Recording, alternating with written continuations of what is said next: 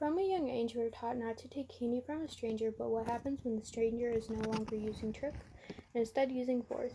There is much advice about avoiding this from happening, but it doesn't always mean you'll stay safe.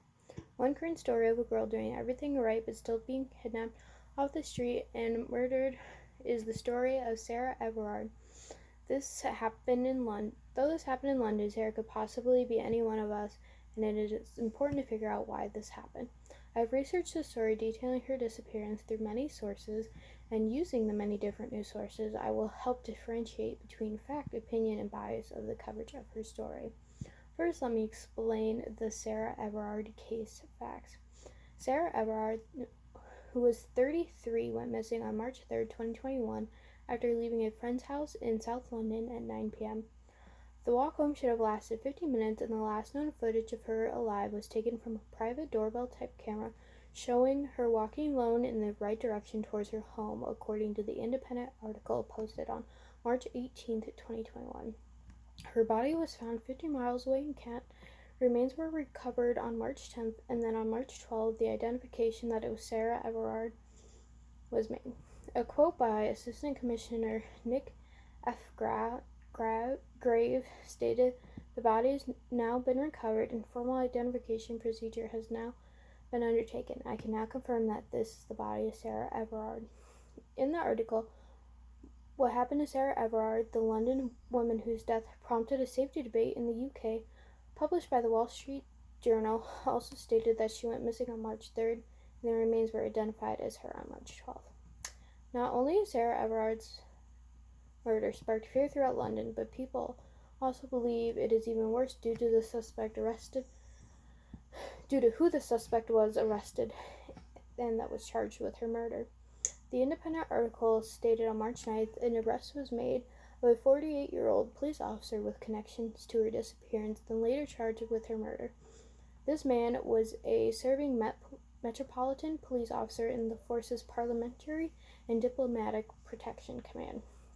The Independent article posted on March 18, 2021 also states that the first appearance was on March 16th and the trial was set for October 25th with a plea hearing on July 9th. The Wall Street Journal article posted on March 17, 2021 also states a plea hearing has been set for July 9th. This case has brought to light many opinions on women's safety. Some people state that there is nothing Sarah could have done to avoid this.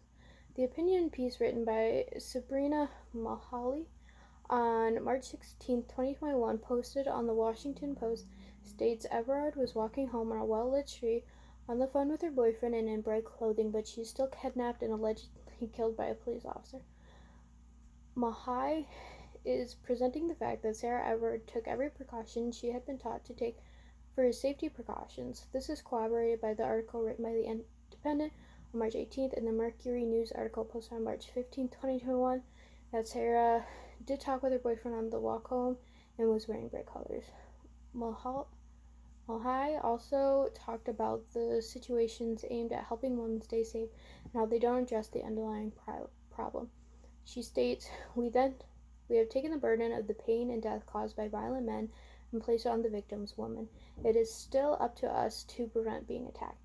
This outcry about it not being the woman's responsibility to not get murdered is also seen in the Wall Street Journal article posted on March 17th and the Mercury News article posted March 15th, citing many female leaders explaining their own teachings and fears.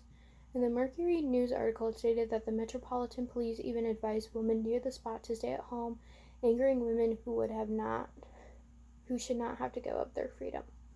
With the different opinions, facts, and biases in news prevalent in media today, it becomes difficult to find the truth and to form one's own opinions from just the facts. Gaining information from many news sources can help distinguish fact from fiction. There are many consistencies in the coverage of the disappearance and murder of Sarah Everard, but some differences allow someone to find the facts, opinions, and biases. The dates Sarah disappeared and when the remains were identified are consistent across all news sources. She disappeared on March 3rd and her remains were identified on March 12th. Malhai, in her opinion piece for the Washington Post, did not state specific dates, but did say she was found dead days after she disappeared. This alludes to less focus on the facts of the case and more so quick background to base the rest of the article on. Her disappearance and identification dates were mentioned in the Wall Street Journal article, the Mercury News article, and the Independent article. None of these articles were using this to further their own agenda, just stating the facts. Differences in details may be due to the days the articles were due to bias. I'm sorry. For example, the Independent article only listed dates and descriptions of what happened that day, but the Mercury News article and the New York Times article posted on March 12, 2021 included more interview-based questions from people of the government as well as testimonies from other women. The Independent left no room for question what was stated as fact or bias or any other due to the structure, but the Mercury News and the New York Times article, while still stating facts of the case, also brought in other people's opinions to show how people are reacting. I hope that explanation of the facts and the reactions to this case allow you to further understand how to differentiate between biased opinion and facts. Sarah Everard was abducted on March 3, 2021, walking home from a friend's home in South London, and her remains found 50 miles away, identified on March 12, 2021, sparking an outcry over gender violence. When it comes to heart-wrenching stories like these, it is important to separate the fact from the emotions, such as opinions and biases.